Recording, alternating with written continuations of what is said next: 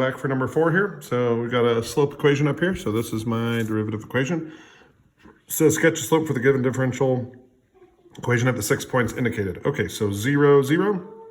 So I'm just going to plug the point into here. So if I plug a 0 here and a 0 here, I get 0 over -1, which is just 0. So I'm just going to put a 0 slope here. If I put in a 2, 0, it's 0 over 1, so still a 0.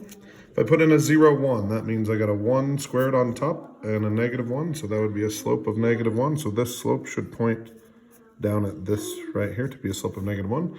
If I put in a 0, 2, that means we get a 4 over -1, so that's a -4, so a steep negative slope there. If I put in here, these are going to have the same y values, and the bottom's just going to be a +1. So I'm going to get a +1 slope and a +4 slope.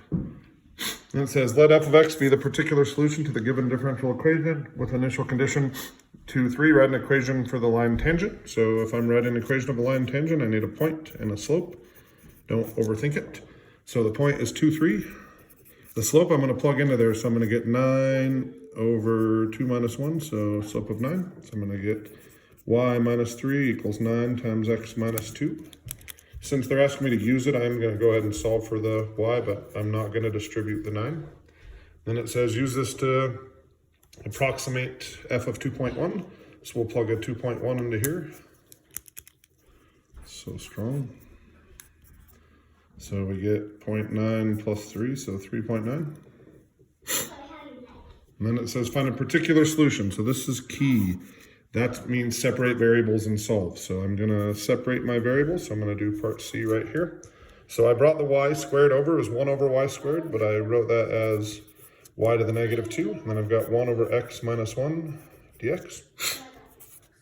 I'm going to integrate both sides here. So I'll get what, negative y to the -1. So that'd be negative times negative would be positive, y to the -2. So I'm going to think of this as -1 over y. Over here, I got natural log of the absolute value of x minus 1 plus c. Okay.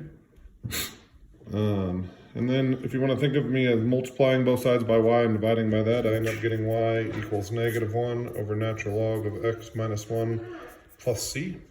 If I want to solve for c, probably should have done it right here. So let's go ahead and go do that right here. So if I plug in a 2, 3, so this side is -1/3. If I plug in a 2 here, that'd be natural log of 1, which is 0. Because e to the 0 equals 1. So we just get -1/3 equals c. So we'll put a -1/3 here. And usually I don't like this. I don't think they count off, but I'm probably going to multiply everything by 3.